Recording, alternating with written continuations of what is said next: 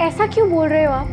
एक तो आपके आने का कोई फिक्स टाइम नहीं होता है और अंकित के पैदा होने के बाद से मेरा भी काम छूट गया है। मतलब तुम खाना नहीं बनाओगी? अरे बनाती तो हूँ, पर आई के घर पे उनका हाथ बटाती हूँ और खाना वहाँ बने या यहाँ बने क्या फर्क पड़ता है इससे? और आई का घर तो एक ही गली छोड़कर है ना। होगा, लेकिन मैं घर जमाई नहीं, और वैसे भी बात सिर्फ खाने की नहीं। अच्छा, तो तुम्हें लगता है कि आई हमारी जिंदगी में दखल देती है? कुछ ज्यादा ही दे रही है। आज खाना है, कल बोलेंगे वही सोना है। कुछ भी, ऐसा कुछ नहीं है। ऐसा ही है अंजलि, बच्चे तो वहीं के होकर रह गए, फिर हमारे लिए बचा ही क्या है? स्मृती, अंकित, अगं दुपार झाली, केवढं ऊन झालं. जा, आप घर जा, आराम कर और शाम को आना. 2 मिनट आजी, बस थोड़ी देर और. ए अंकित, जल्दी करना.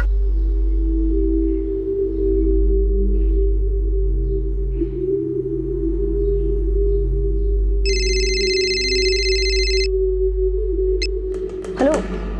हाँ हाँ निघाले, बस पहुंच ही रही हूँ. हाँ. ताई 3 नहीं 4 सेक्टर में. चुप, 3 ही है तेरे. वो 5 वाला मेरा पहले से था. मैंने बस तुझे पकड़ने के लिए दिया था. वो मेरा था, वो मैंने जीता था. नहीं मैंने जीता था. मेरा मेरा मेरा मेरा मेरा मेरा मेरा मेरा मेरा. आजी आजी आजी आजी आजी आजी. ईश्वरा सगळ्यांना सुखी ठेव रे बाबा. अरे अर्पिता, रविवार की दोपहर को कहाँ निकल पड़ी? आई वो कुछ काम निकला है, शाम तक लौट आऊंगी. अरे हाँ, पर जा कहाँ रही हो इतना तो बता सकती है ना. आई बोला ना काम है, शाम तक लौट आऊंगी. काय तू पण असं विचारते मला? आजी आजी आजी, आई घर में गिर गई है. हाँ? बहुत खून बह रहा है और सांसें भी नहीं चल रही है. क्या बोल रही है बेटा? काय झालं नीट सांग ना, क्या हुआ है? मौसी, मुझे लगता है मर गई.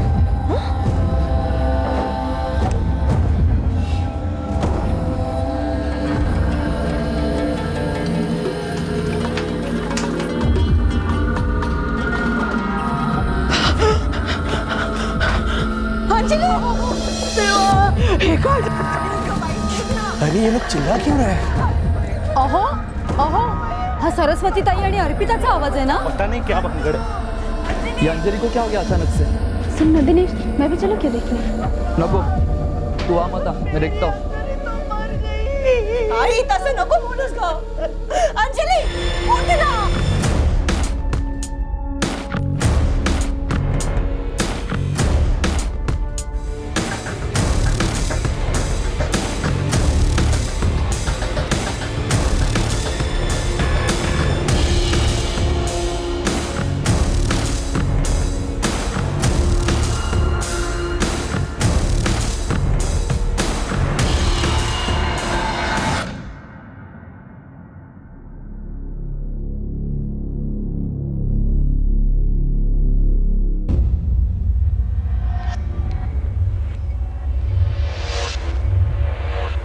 मैडम, ये मेरी छोटी बहन अंजलि है.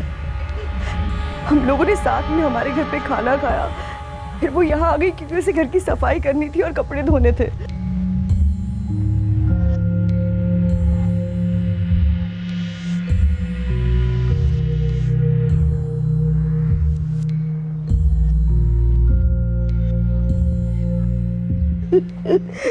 ये अंजलि के बच्चे हैं, श्रुति और अंकित.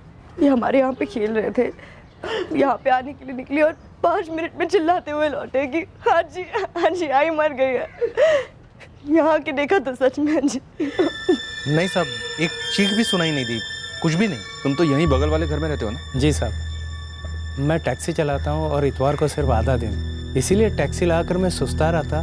लेकिन मैंने भी अंजलि के चीखने चिल्लाने की आवाज़ नहीं सुनी.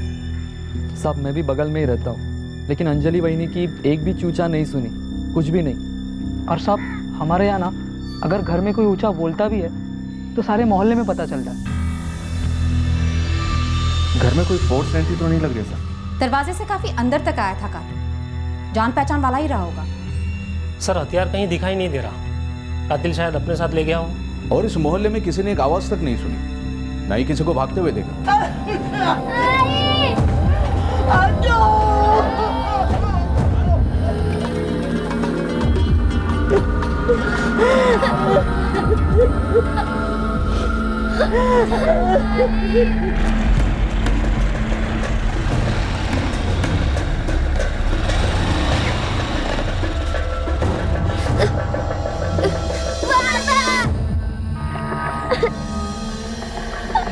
कोई कुछ बोल क्यों नहीं रहा है?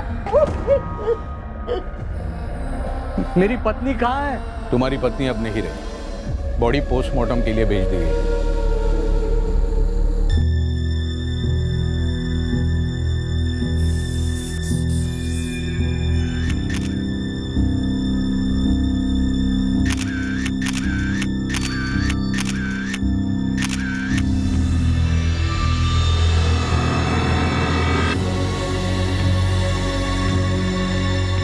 सुनो सुरेश, तुरंत फोटोग्राफर को बुलवाओ। ये अहम सुराग हो सकता है इन्वेस्टिगेशन के लिए।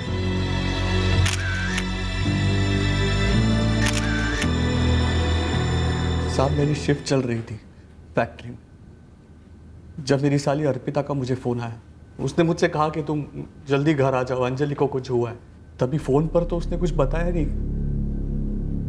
कि अंजलि तो। तुम्हारी फैक्ट्री कहाँ है? यहाँ भिवंडी में ही है, हाईवे को लगकर। उमेश, ऐसा लग रहा है जैसे खूनी कोई जान पहचान वाला ही था। मतलब अंजलि जिंदा थी? उसने कुछ कहा आपसे? हम केवल अनुमान लगा रहे हैं। घर में जबरदस्ती घुसने की कोई भी कोशिश नहीं की गई। जब तुम्हारे बच्चे और उनके बाद तुम्हारी साली अर्पिता और तुम्हारी सास सरस्वती घर पहुंचे तो दरवाजा खुला हुआ था। तुम्हारे पड़ोसियों ने भी ना कुछ सुना ना किसी को घर से भागते देखा। लेकिन साहब, कोई मेरी पत्नी को क्यों मारना चाहेगा?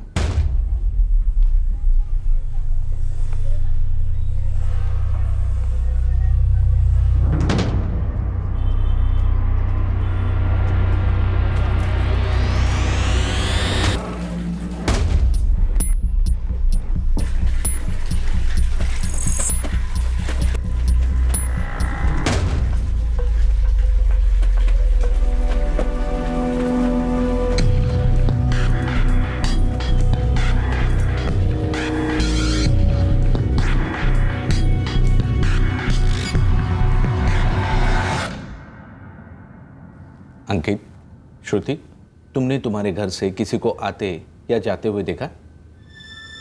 अच्छा, घर का दरवाजा खुला था जब तुम आज जी के घर से आए? मेरा मेरा मेरा मेरा एक बात बताओ बेटा, तुम घर के अंदर गई, तुमने देखा आई जमीन पर पड़ी है और आसपास ढेर सारा खून।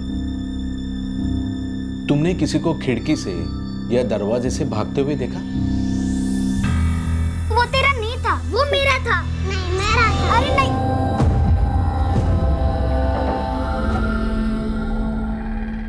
अंजलि, दोनों बच्चे, आप और आपकी माँ, सबने एक साथ खाना खाया। फिर उसके बाद अंजलि जब अपने घर गई तो बच्चों को क्यों नहीं लेकर गई? मैडम, ये रोज का होता था। अंजलि और दोनों बच्चे दोनों टाइम का खाना हमारे ही घर खाते थे। अंजलि भले ही अपने घर चली जाए, लेकिन दोनों बच्चे हमारे यहाँ खेलते थे। उनकी अपनी आजी से बहुत पटती है। और उमेश, वो रात को कहाँ खाना खाता है? और छुट्टी के दिन? उमेश भी हमारे ही घर खाना खाता है। साहब, मुझे एक बार मेरी अंजलि को देखना है। उमेश, अभी नहीं, पोस्टमार्टम चालू है, उसके बाद। तलवी साहब, मुझे थोड़ा वक्त दीजिए। मेरे हाथ कुछ लगा है जो इस मर्डर केस की इन्वेस्टिगेशन में अहम सुराग हो सकता है। क्या मिला है रमेश? बाल के कई सारे स्ट्रैंड्स मिले जो शायद किसी मेल के हैं। मैं एनालिसिस करके आपको कॉल करता हूँ। गला ही काटा था, देखा? लेकिन ऐसे कैसे? अंजलि चिल्लाई क्यों नहीं? मुझे लगता है ना किसी ने पीछे से वार किया होगा, मुंह दबाकर। वो फिल्मों में दिखाते ना वैसा। हाँ, लेकिन कोई आदमी अंदर तक पहुंचा कैसे? अंजलि ने उसके लिए दरवाजा खोला ना, मतलब जान पहचान वाला ही होगा कोई। उस बेचारे को डाउट भी नहीं आया होगा कि वो कुछ ऐसा भी करेगा।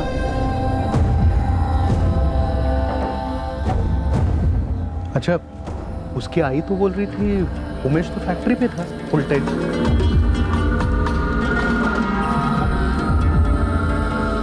नो, कोई सेक्सुअल असॉल्ट नहीं है।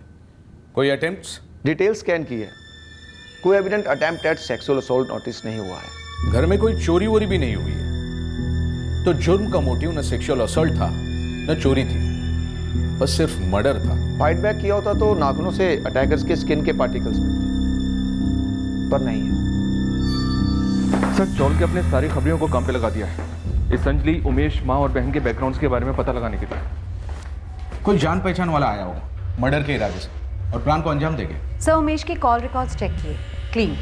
उसके फैक्ट्री भी गए थे, सुबह 8:30 बजे से लेकर अंजलि के बारे में फ़ोन आने तक वहीं था। शायद किसी पहचान वाले को भेजा गया होगा, कोई जान पहचान वाला जिसके लिए अंजलि ने दरवाजा खोला, जिसके अटैक पर कोई फाइट बैक नहीं हुआ, नहीं चिल्लाई, नो रिएक्शन टाइम एंड पल भर में डन। शायद किसी को पता था अंजलि घर पर अकेली लौटी है, बच्चे नहीं है उसके साथ।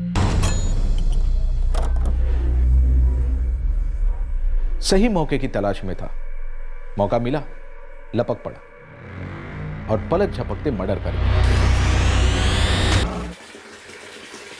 7 साल की शादी थी उमेश और अंजलि की। तुम अंजलि से बड़ी हो? हाँ, पर मेरी अब तक शादी नहीं हुई। क्यों? आपकी हुई है। मेरी बहन का कत्ल नहीं हुआ है। तो पता कीजिए कि क्यों हुआ है और किसने किया है। मेरी शादी को रहने दीजिए। झगड़े होते थे उमेश और अंजलि के बीच में? कोई माजरा था? हाँ, उमेश का एक मांझा था। दूसरी औरत? नहीं, वो चाहता था कि उसकी पत्नी एक पक्की गृहिणी हो। मतलब ये कि वो अपने घर की जिम्मेदारी ले, खुद घर संभाले, अपनी रसोई में खाना बनाए। खाने को लेकर उनका हमेशा 36 का आंकड़ा रहता था। मेरी संडे की छुट्टी थी और मेरी मंगेतर नम्रता, उसकी भी छुट्टी थी। वो आ गई घर, हम टीवी देख रहे थे। प्रोग्राम तो याद नहीं होगा तुम्हें? और तुम?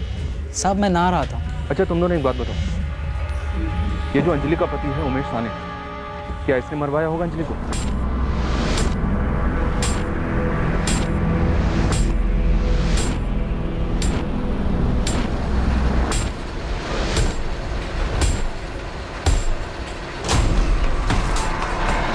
छोटे मोटे झगड़े होते थे साहब, किसके नहीं होते। उमेश अंजलि घर में खाना नहीं बनाती थी, पसंद नहीं था ना तुम्हें? हाँ साहब, खटकता था।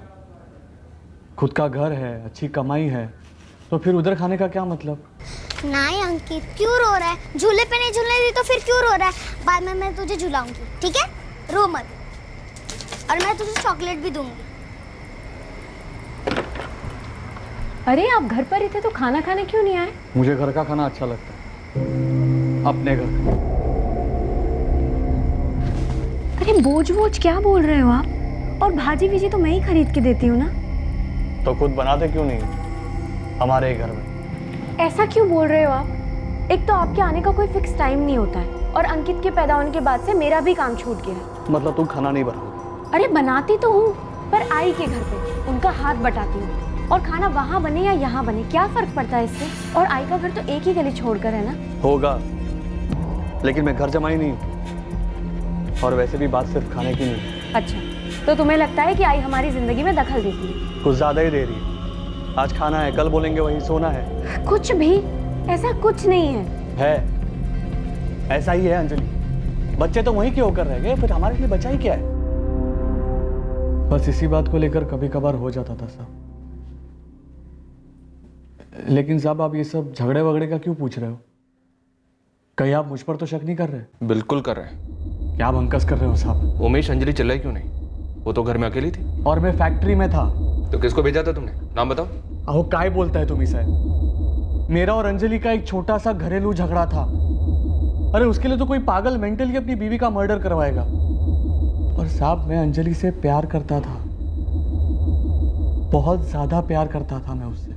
सर, मैंने उमेश के कॉल रिकॉर्ड्स दोबारा स्कैन किए। ऐसा कोई कॉल नजर नहीं आया जो कि सस्पिशियस हो, जो कि हत्यारे का या फिर हत्यारे को हायर करने वाला हो। हत्यारा अगर किराए का था तो उमेश अफोर्ड कैसे कर पाया होगा? हत्यारे महंगे होते, हो सकता है चाल में से ही किसी को बुलाओ ये कांड करने, दोस्त होंगे चाल में। पर सर, घर पर खाना ना बनने के लिए मर्डर? खाना ना बनाना एक बहाना हो सकता है।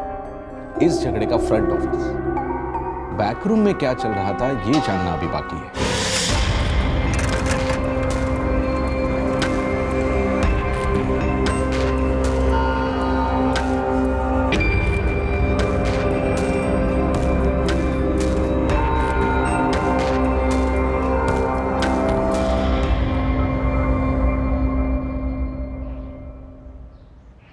बेटा अंकित, खा लो। ये वक्त हम सबके लिए बहुत मुश्किल है।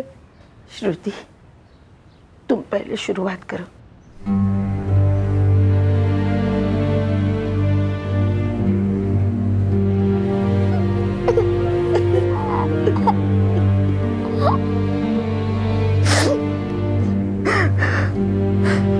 श्रुति,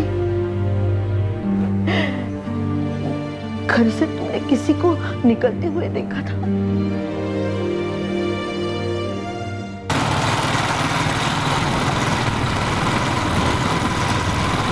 ये कोई ऐसा आदमी है जिसके सफेद बाल हैं। घर पे कई सफेद बाल मिले हैं। आपको जमीन पर मिला, लाश के पास? हाँ, हालांकि विक्टिम के हाथों पर कोई स्ट्रगल के निशान नहीं है, पर बाल मिले हैं क्राइम सीन पर। आदमी का सफेद बाल? हाँ, अटैकर का हो सकता है। सर, अंजलि साने के बाजू वाले घर में रहने वाला वो आदमी जिसके साथ हमारी बात हुई थी। तुम तो यहीं बगल वाले घर में रहते हो ना? मैं टैक्सी चलाता हूँ और इतवार को सिर्फ आधा दिन।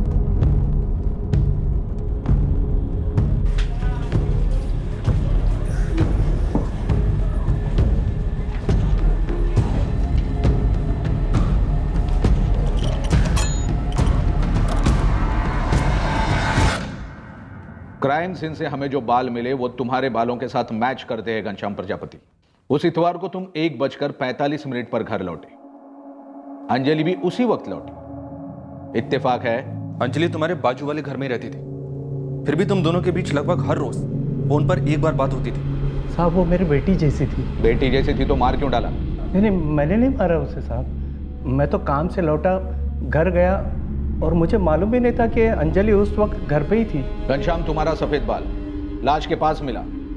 तुम्हारी अंजलि से फोन पर दिन में कम से कम एक बार बात होती ही थी। अब फटाफट बोलना शुरू कर दो, मर्डर का कारण क्या था, वरना तुम्हारे सफेद बालों का लिहाज नहीं रखा जाएगा।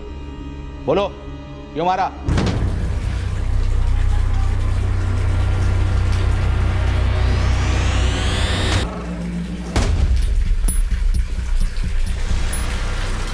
कुछ चल रहा था तुम दोनों के बीच, या तुम उसके साथ कुछ ऐसा करना चाहते थे जिसके लिए वो राजी नहीं थी? कहीं अंजलि साने के पति उमेश ने इस काम के लिए तुम्हें कुछ सुपारी तो नहीं दी थी? मैं अंजलि को क्यों मारूंगा? वो बहुत अच्छी लड़की थी साहब। ये बेटी, अच्छी लड़की, ये ड्रामा तो तू बंद ही कर दे। तेरे बाल मिले लाश के पास, कैसे? सर से अपने आप टूट कर बाल लाश के पास जा गिरे? अरे पता नहीं यार, लेकिन कुछ तो गड़बड़ है। एक आदमी है, वो काफी पूछ परोछ कर रहा था, मुझसे भी पूछा अर्पिता के बारे में। मतलब दोनों बहनों के बीच कुछ? क्या पता है, लेकिन बाहर से अंदर कौन आ सकता है? क्या पता भाई, लेकिन जो आदमी है वो कह रहा था कि जो भी अंदर आया था ना, उसका बचने का चांस ही नहीं है। उसके खिलाफ बहुत कुछ तो तगड़ा मिल गया है पुलिस को। हाँ? ऐसा क्या मिला है? अरे पुलिस को ना अंजलि के हाथ में खूनी का बाल मिला है। अब पुलिस उस बाल की खाल करेगी और फिर उस खूनी की खाल उतारेगी। देख मैडम, इस अर्पिता ने आपको उमेश और अंजलि के झगड़े के बारे में बताया, लेकिन खुद के बारे में बोली क्या? क्यों? स्टोरी में ट्विस्ट है? कोई एक हो तो बताओ। स्टार्ट टू एंड सब पता। साहब, मैं श्रुति और अंकित का नाना जैसा हूँ, और जिस फोन कॉल की बात आप कर रहे हो, रोज होते थे, हर रोज। जी हाँ, रोज होते थे, क्योंकि स्कूल भी रोज होती है। अंजलि मुझे फोन करती थी और मैं भी उसे कभी कभी फोन करता था, पर ये फोन बच्चों को स्कूल से लाने के लिए होते थे। जब भी मैं फ्री होता था, बच्चों को स्कूल से ले आता था। मुझे अच्छा लगता है उन्हें लाना।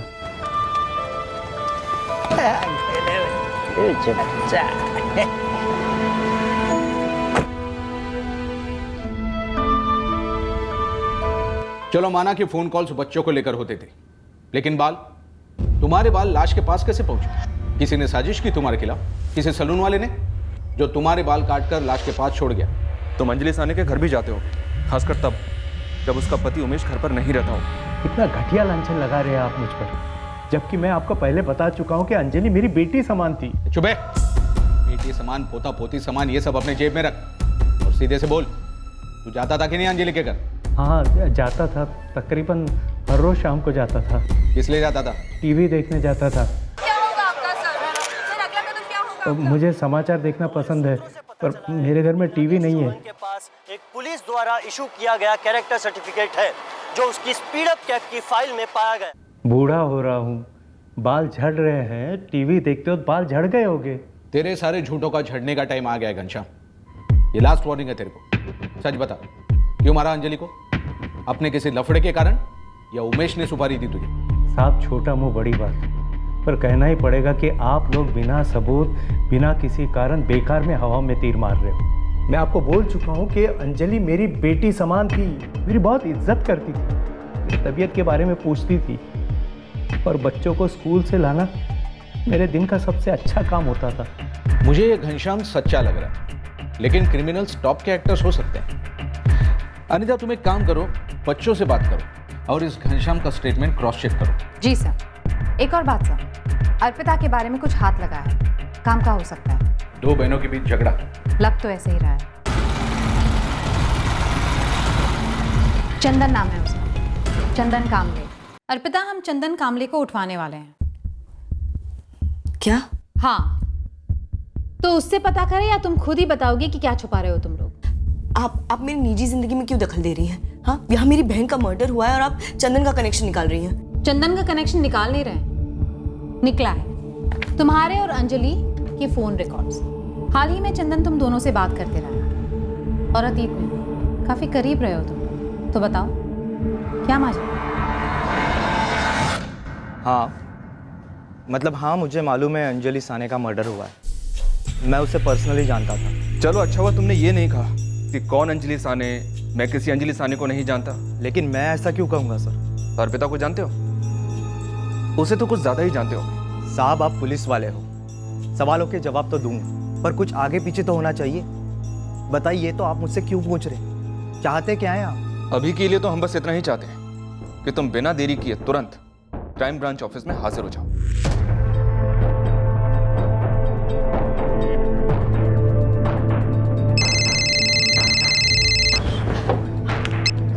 हाँ बोल। तू निकली नहीं थी अभी तक? हो निकाले, बस पहुंच ही रही हूँ। जल्दी कर, सॉलिड लेट झालं। हाँ, बस 5 मिनट में पहुंच रही हूँ, ठीक है? 1:55 12 फरवरी 2017 को हुआ था ये फोन, और लगभग उसी वक्त एक गली छोड़कर कोई अंजलि का गला काट रहा था। उस दिन मेरा और चंदन का मिलने का प्लान था। मैंने उससे फोन पे बात भी की थी। तभी दोनों बच्चे श्रुति और अंकित हमारे घर पे चिल्लाते हुए सब सेट करके रखो कि तुम घर से निकल जाओ, और ये अटैक उसी वक्त अंजलि पे। 1 मिनट मैडम, ये आप मनगढ़ंत स्टोरी बना रही हैं। तुम्हारी कहानी इतनी फिल्मी है कि कोई भी इसे मनघटन बोलेगा। चलो 7 साल पहले फ्लैशबैक में चलते हैं। 2 बहनें एक ही गारमेंट फैक्ट्री में काम करती थी, एक अच्छी अंजलि और एक बुरी अर्पिता। बुरी अर्पिता का अफेयर होता है चंदन कामले के साथ, और अच्छी अंजलि सीधा जाकर मम्मी सरस्वती को सब बता देती। मैडम, जात पात का चक्कर था अर्पिता और चंदन के बीच, और इस अंजलि ने घर पे आग लगाई, तो तब से अर्पिता और अंजलि के बीच में बहुत खुन्नस थी। लेकिन दोनों कर करके करते भी क्या, एक दूसरे को घर में चलते और काम पर भी।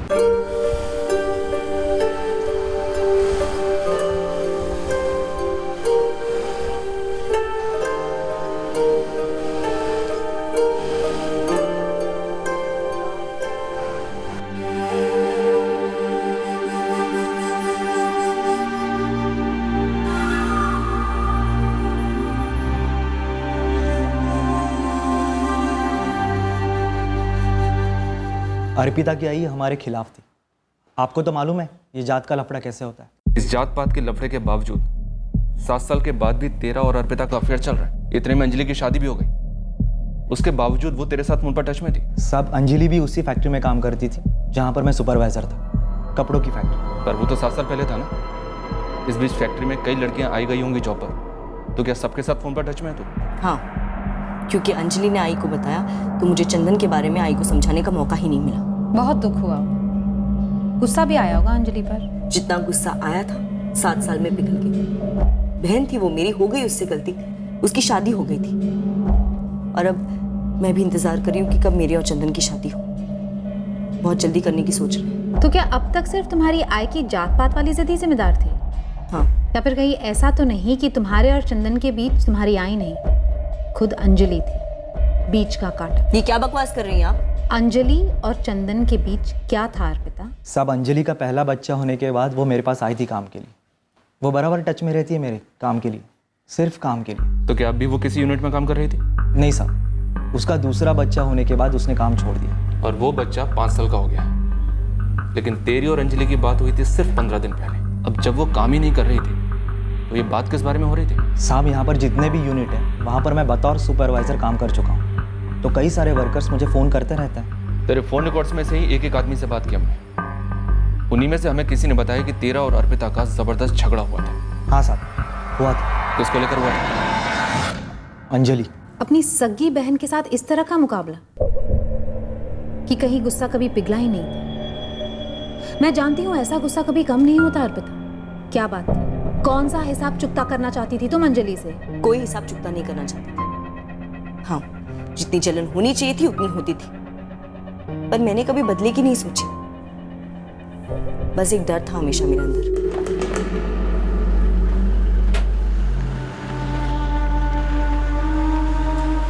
अंजलि को फिर से नौकरी दिलाने की क्या जरूरत थी चंदन?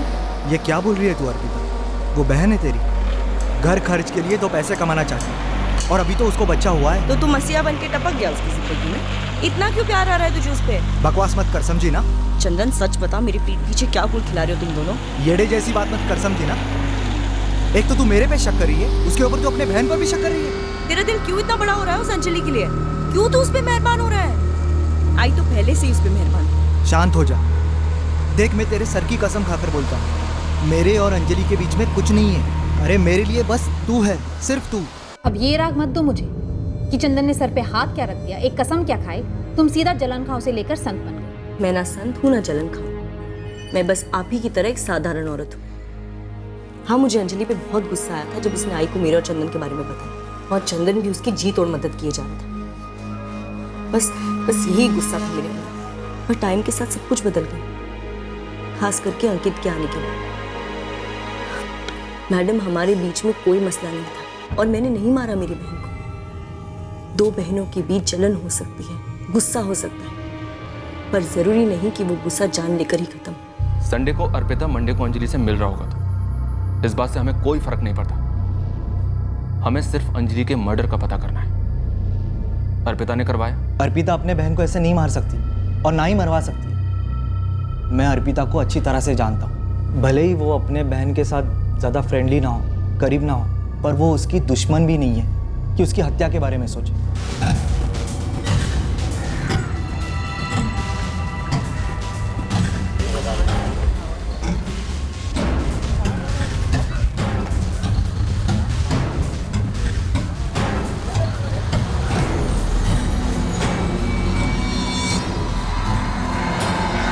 24 घंटे अपने रडार पर रहने चाहिए। यह नामुमकिन है कि कोई एक गलती नहीं करेगा और एक क्लू मिला, पूरा केस अपने हाथ में आ जाएगा।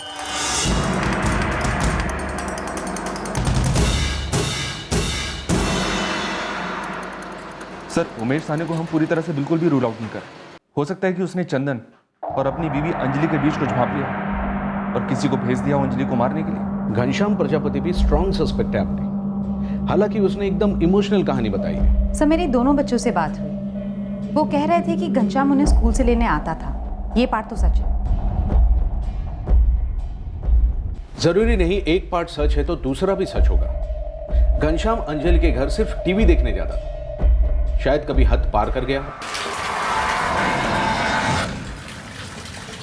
सच्चाई यह है, अंजलि चिल्लाई नहीं जब उस पर अटैक हुआ। एक बात तो है, मारने वाला जान पहचान का था।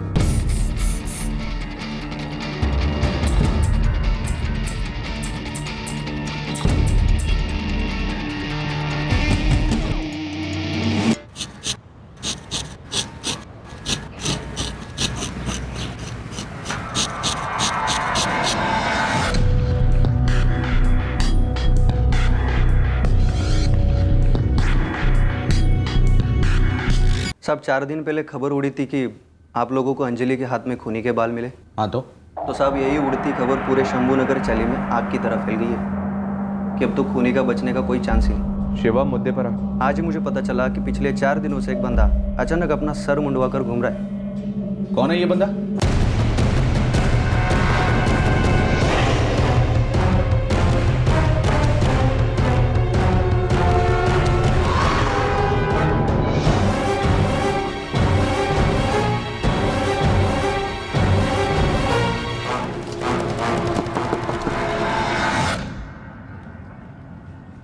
जी, तेरा भाई पंकज किधर है? अंदर है साहब। बुलाओ उसको। पंकज जी। अरे पंकज, तू तो टकला हो गया। हाँ साहब, वो डैंड्रफ का प्रॉब्लम है इसीलिए। एकदम से अचानक हुआ ये डैंड्रफ का प्रॉब्लम? नहीं साहब, काफ़ी टाइम से कोई ट्रीटमेंट कुछ काम ही नहीं कर रहा था, इसलिए सोचा एक बार मुंडवा लूँ। पता नहीं क्या हुआ था साहब उसको, लेकिन हिला हुआ। पहले बोला छोटे कर दो। मिलिट्री कट से आधा कट मारो, पूरा मशीन।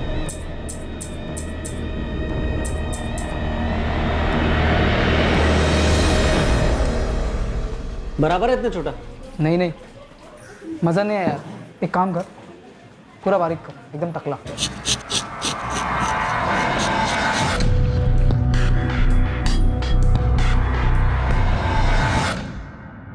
डैंड्रफ वो बहुत बढ़ गया था, इसीलिए टकला करने के अलावा और कोई चारा ही नहीं था। तू ना रहा था ना?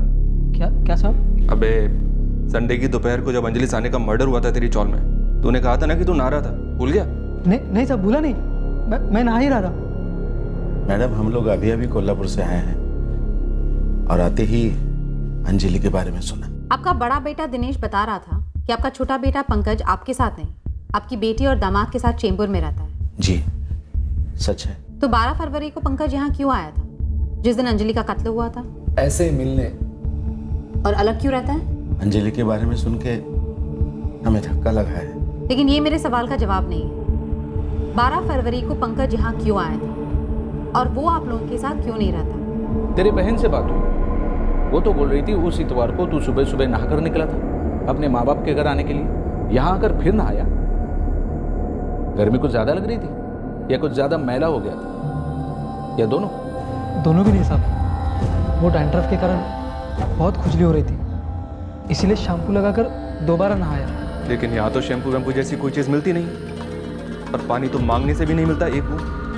हाँ, धुलाई जरूर होती है जम के, बस थोड़ी देर में शुरू हो जाएगी। पंकज, तुझे पता है हमारे देश के कानून में ना एक धारा है IPC 201, सबूत मिटाने के लिए। जब तुझे पता चला कि हमें अंजलि की लाश के पास कातिल के बाल मिले तो तेरी फट गई।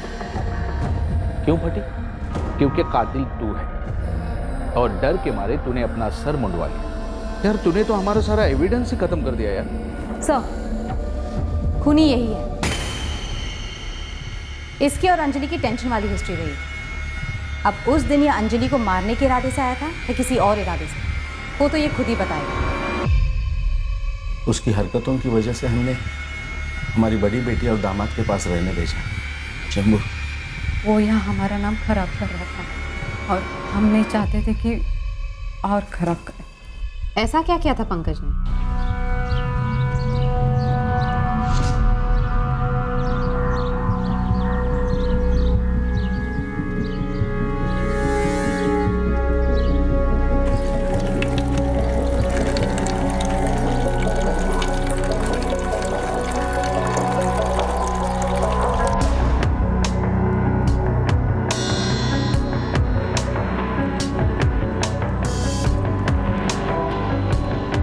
इसे अंदर रखो।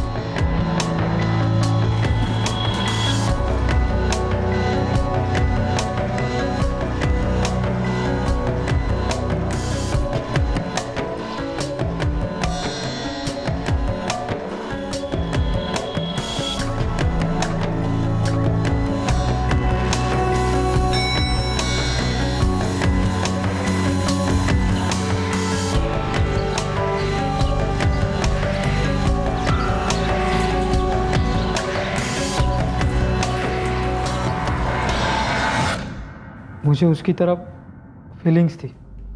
वासना, वासना बोलते उस फीलिंग को, और तेरी हरकत को विकृति। तो हर दूसरी औरत को वासना, हवस की नजर से देखता है। अंजलि भी उन्हीं में से एक, सच है ना? पंकज को डिलीवरी बॉय की नौकरी लग गई थी। हमने चैन की सांस ले ली, सोचा अब वो 2 पैसे कमाएगा, लेकिन नहीं। हमें क्या पता था कि वो हमारे पीठ पीछे क्या कर रहा है। एक दिन अंजलि आ गई हमारे घर उसकी शिकायत लेके।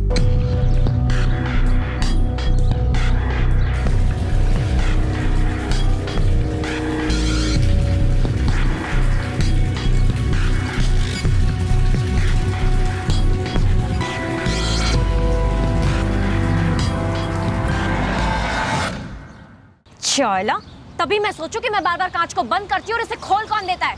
वही नहीं, वो मैं बस कब का बस वही नहीं बोलता और ऐसी हरकतें करता है। आग से लग जाती तुम्हें देखकर। तुम्हें भी ऐसी आग लगती होगी ना अंजलि। नालायक, ऐसी हरकतें करते फिरता है तू बाहर। हलकट।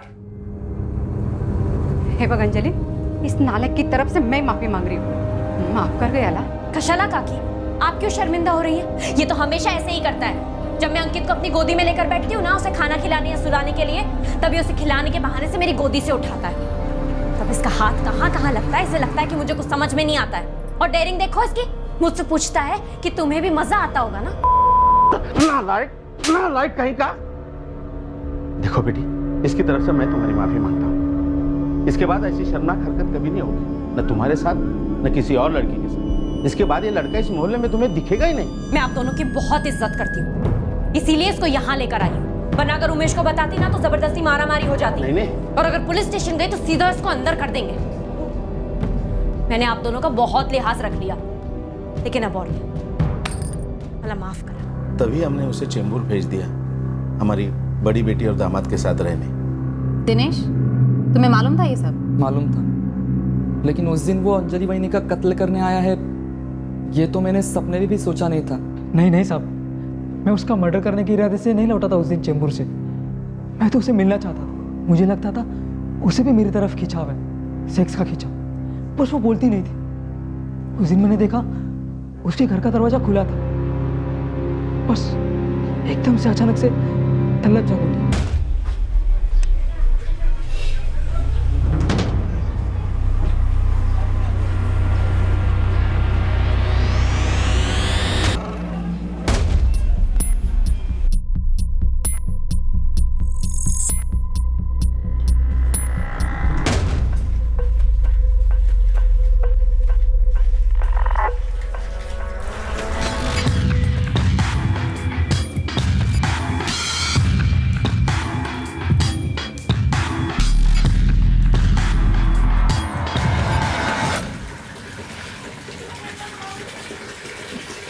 अंदर कैसे आ रहे तू? चल बाहर निकल। हिम्मत कैसे हुई तेरे मेरे घर के अंदर आने की? चुपचाप बाहर निकल। मुझे पता है तुम्हारा जो गुस्सा है ना ये ऊपर ऊपर वाला है, और अंदर से तुम भी मुझे उतना ही पसंद करती हो। आई बाबा है तेरे घर पे या सीधा पुलिस स्टेशन जाऊं? रुक जा, आज तो पुलिस स्टेशन ही जाती हूँ, वही तेरी सारी गर्मी निकालेंगे। रुक तू अभी। पुलिस वाले आज तुझे ऐसा ठंडा करेंगे ना कि जिंदगी में कभी किसी के साथ ऐसा करने की सोचेगा नहीं तू। रुक जा, अभी जाती हूँ। हम पुलिस के पास होते हैं। हाँ तो निकल।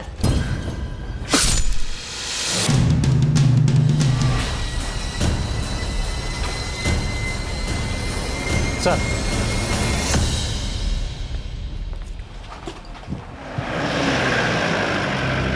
तो ये बात अंजलि ने आपको कभी बताई नहीं? अंजलि ने हम सबको बता देना चाहिए था, पुलिस में शिकायत दर्ज करनी चाहिए थी। पंकज के माँ बाप तो चुप बैठे रहे, इसीलिए उसकी इतनी हिम्मत हुई कि यहाँ आकर उसने ऐसी हरकत की।